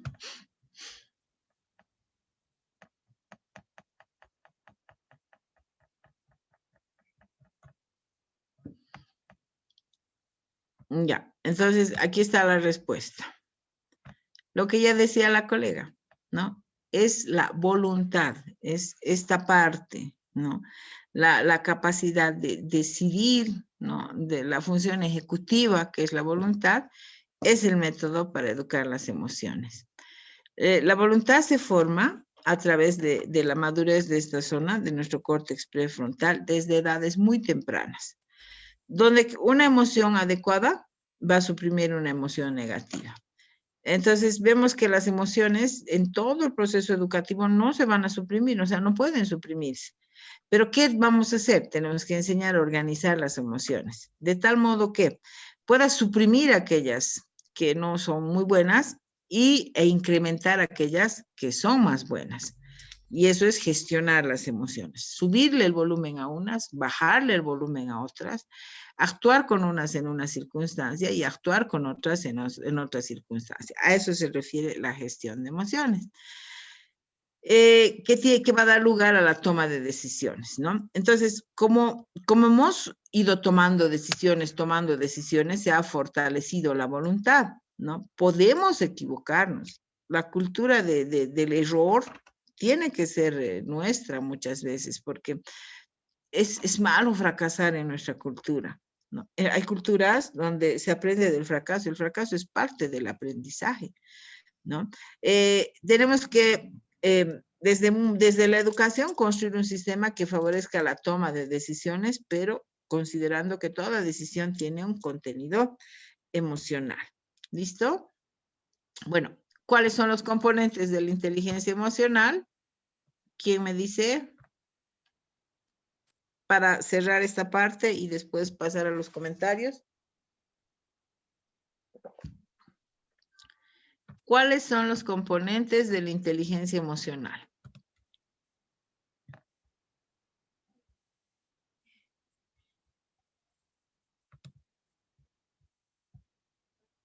Hola.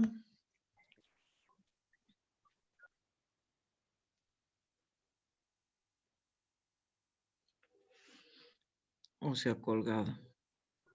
Doctora, son 5 los ¿Sí? componentes. El autoconcepto, la autociencia emocional, la asertividad, la independencia y la autoactualización. Ya. Esos son los, sí, los componentes, ¿no? Ahora, ¿cuáles son las dimensiones? Intrapersonal e interpersonales. Son el autoconocimiento,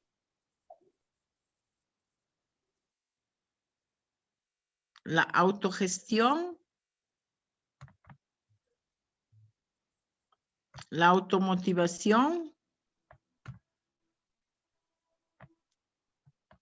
¿verdad? Y esas son las 3 personales y después tenemos las 2 sociales, ¿ya? Les voy a pasar un videito, a ver, ¿qué entiende? Este video es de la película ¿Y tú qué sabes? ¿Alguien ha visto ese video? Es una película de Joe Dispenza. Es bien interesante. ¿Se está viendo? Sí, perfecto. Sí. Ya, entonces, a ver, volumen.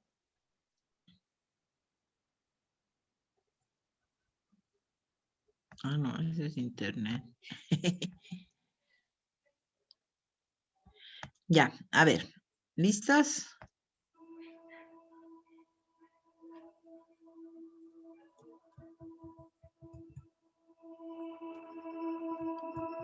I now present to you Mr. and Mrs. Richard Buck Filipowski.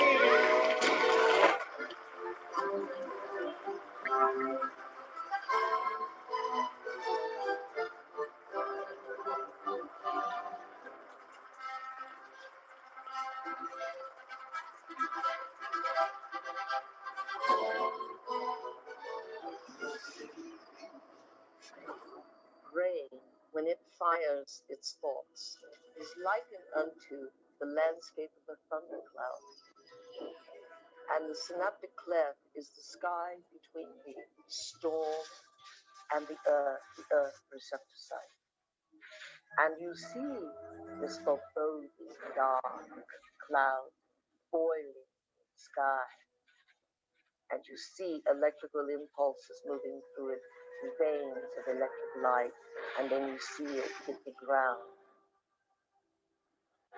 Rain looks like a thunderstorm when it is presenting a coherent thought. So no one has ever seen the thought. What they do see in neurophysics is that they see a storm raging around different quadrants of the brain. Those are areas that are mapped in the body and what the person must be responding to. A holographic image. Rage, murder, hate, compassion, love. The brain does not know the difference between what it sees in its environment and what it remembers, because the same specific neural nets are then firing. The brain is made up of tiny nerve cells called neurons. These neurons have tiny branches that reach out and connect to other neurons to form a neural net. Each place where they connect is integrated into a thought or a memory. Now, the brain builds up all its concepts by the law of associative memory. For example, ideas, thoughts, and feelings are all constructed and interconnected in this neural net, and all have a possible relationship with one another. The concept and the feeling of love, for instance, is stored in this vast neural net. But we build the concept of love from many other different ideas. Some people have love connected to disappointment. When they think about love, they experience the memory of pain, sorrow, anger, and even rage. Rage may be linked to hurt, which may be linked to a specific person, which then is connected back to love. We build up models of how we see the world outside of us. And the more information that we have, the more we refine our model one way or another. And what we ultimately do is tell ourselves a story about what the outside world is. Any information that we process, any information that we take in from the environment is always colored by the experiences that we've had and an emotional response that we're having to what we're bringing in. Who is in the driver's seat when we control our emotions or we respond to our emotions? We know physiologically that nerve cells that fire together wire together. If you practice something over and over again, those nerve cells have a long-term relationship. If you get angry on a daily basis, if you get frustrated on a daily basis, if you suffer on a daily basis, if you give reasons for the victimization in your life, you're rewiring and reintegrating that neural net on a daily basis, and that neural net now has a long-term relationship with all those other nerve cells called an identity. We also know that nerve cells that don't fire together no longer wire together. They lose their long-term relationship because every time we interrupt the thought process that produces a chemical response in the body, every time we interrupt it, those nerve cells that are connected to each other start breaking the long-term relationship. When we start interrupting and observing, not by stimulus and response and that automatic reaction, but by observing the effects it takes, then we are no longer the body, mind, conscious, emotional person that's responding to its environment as if it is automatic.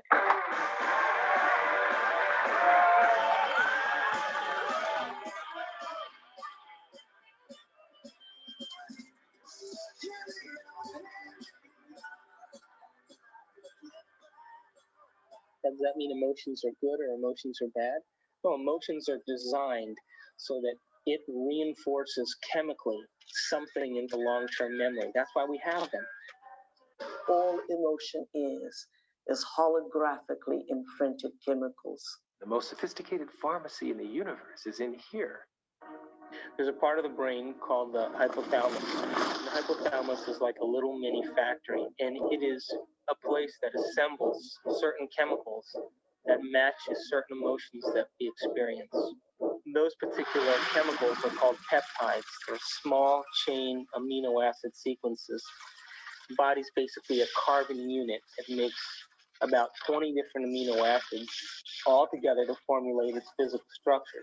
The body is a protein-producing machine. In the hypothalamus, we take small chain proteins called peptides, and we assemble them into certain neuropeptides or neurohormones that match the emotional states that we experience on a daily basis. So there's chemicals for anger, and there's chemicals for sadness, and there's chemicals for victimization, there's chemicals for lust. There's a chemical that matches every emotional state that we experience. And the moment that we experience that emotional state in our body or in our brain, that hypothalamus will immediately assemble the peptide that then releases it through the pituitary into the bloodstream. The moment it makes it into the bloodstream, it finds its way to different centers or different parts of the body. Now, every single cell in the body has these receptors on the outside. And one cell can have thousands of receptors studying its surface, kind of opening up to the outside world. And when a peptide docks on a cell, it literally, like a key going into a lock, sits on the receptor surface and attaches to it and kind of moves the receptor, kind of like a doorbell buzzing, sends a signal into the cell. It's party time!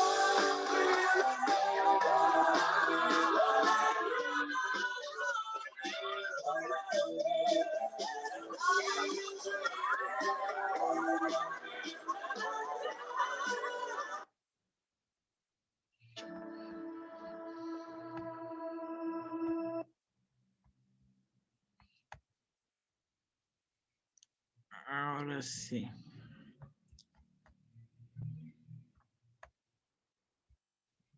¿Qué opinan del video? A ver, ¿qué me puede decir? ¿Qué han captado del video?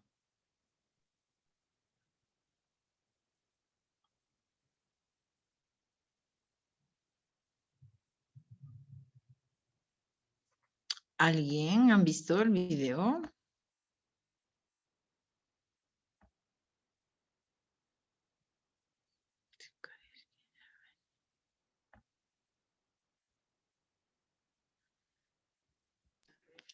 Doctora, aquí es interesante ver cómo para cada emoción, para cada reacción que tengamos, hay una sustancia química que se mueve, ¿no? Y el motor había sido el hipotálamo, el que transforma todas estas cosas, digamos, el centro. Y ahí nos indica de que por cada emoción que vivimos, queda guardado y transformado en una sustancia química que es lo que mueve cada una de las emociones en las que estamos reaccionando de acuerdo al momento en que estamos viviendo. Súper, ¿qué más? A ver, ¿qué más nos ha quedado del video? Doctora, que la mente se puede educar, que a través de lo que nosotros, o sea, dice que la percepción de la realidad no siempre es lo mismo para todos y que nosotros podemos educar nuestra mente a través de lo que nosotros decidimos sentir o pensar de un determinado momento y que esas conexiones cuando se encallan, digamos, en nosotros, ya es casi automática la respuesta, ¿no? Nosotros tenemos que aprender a educar la mente. Eso es lo que he entendido. Y también que hay ciertas emociones que podemos recrear nosotros mismos. Por ejemplo, dice que, por ejemplo, de la dopamina, de la serotonina, se pueden generar ciertos sentimientos, ciertas actitudes o tal vez sentimientos. Nosotros podemos aprender a recrear para nuestro propio bienestar, ¿no? Eso es lo que he entendido. Súper, muy bien. ¿Quién más? A ver. ¿Qué más han visto, han entendido? ¿Qué les ha quedado? Raúl, el video muestra el mundo de los sentimientos y la parte cognitiva está conducida, a ver, voy a ir al chat, está conducida por las células del cuerpo hacia la mente, dice Raúl. Sí, es verdad también. ¿Sí? Los sentimientos son un mundo, ¿no? Todo depende del contenido emocional también. O sea, y miren, como un evento, como la boda, le transporta a la chica, ¿no? A la fotógrafa, le transporta a todo un mundo de experiencias que han debido pasar hace años, pero estas experiencias pueden volver al presente simplemente porque han sido almacenadas con una química, ¿no? Entonces, nuestra memoria es asociativa, no se olvide. Entonces, asociamos eso, inmediatamente vuelve. ¿Alguna otra opinión más? Del video. Si gustan, les paso el video al grupo también para que lo vuelvan a ver. A ver, Paola. Buenas noches, doctora. Espero que se me escuche. Tengo mal el internet. Estaba pensando que lo que nos decía, ¿no? Que evidentemente, de acuerdo, digamos, a los recuerdos, a las experiencias que tenemos, que se van almacenando en el hipocampo, al tener, digamos, estos estímulos, ya sean estos pensamientos o que nos haga recuerdo de algo bueno, se secretan ahí, digamos, lo que son ya sean los neurotransmisores como la serotonina, la dopamina, evidentemente, ¿no? Y que también entiendo que también de casos decían, ¿no? Que las emociones son importantes, las emociones primarias, no solamente, digamos, es esperar que seamos alegres, porque no es bueno tampoco alegre, porque si me da una noticia triste, lo normal sería que yo esté triste. Claro. Porque eso es lo normal, eso sería lo normal. Si me hacen renegar, evidentemente también tendría que estar, ¿qué sería lo anormal? Que digamos, reniegue sin razón o me ponga triste sin razón. Entonces esto equivale, digamos, como alguien decía, ¿qué es primero, la emoción o el pensamiento o la razón, digamos, la toma de decisiones? A veces es indistinto, porque pienso que de ya la emoción puede afectar al pensamiento, como también el pensamiento, las emociones, digamos, ¿no? Entonces me parece que es de acuerdo a los estímulos que vamos recibiendo y me parece que ahí está, digamos, la integridad, digamos, que decía, ¿no? La toma de decisiones, ¿no? Que decía es adecuado en este momento. Evidentemente, cuando ya somos personas maduras, cuando tenemos ya el prefrontal, evidentemente ya podemos controlar estas emociones, pero también sabiendo que las emociones primarias, es decir, se nos notan en la cara. Evidentemente las emociones secundarias las podemos controlar, ¿no? Que ya son más procesadas, que eso es lo que yo entiendo, doctora. Súper, muy bien. Gracias. ¿Algún aporte más? Ya he enviado el video al grupo. Tal vez lo pueden ver con más calmita, ¿no? Es un resumen. El que habla es Joe Dispenza. Él es neurobiólogo, neuroquímico, físico, no sé, un montón de profesiones, y él habla mucho de que podemos cambiar nuestros pensamientos, ¿no? Que somos gestores nosotros de nuestra mente, de nuestras emociones, de nuestros sentimientos. Es bastante interesante. ¿Ya? ¿Alguna otra opinión más? ¿Qué más han entendido? Wilfredo ya está con su manito hace rato, ¿no? Paola ya ha hablado, nadie más.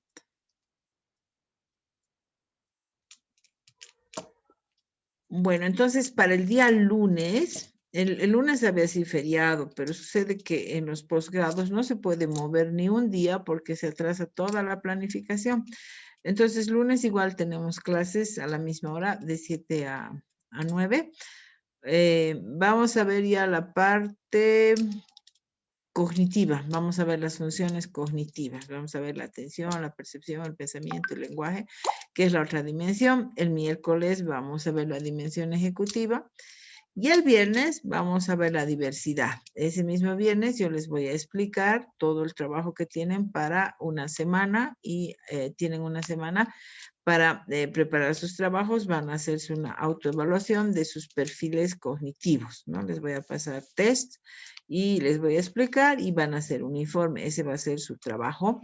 Más el trabajo va a ser, el trabajo final va a ser de la próxima clase. Vamos a avanzar la cadena cognitiva y ustedes tienen que hacer un plan de clase de acuerdo a esa cadena cognitiva. Entonces, el módulo, les repito, se va a evaluar por asistencia y estos dos trabajos.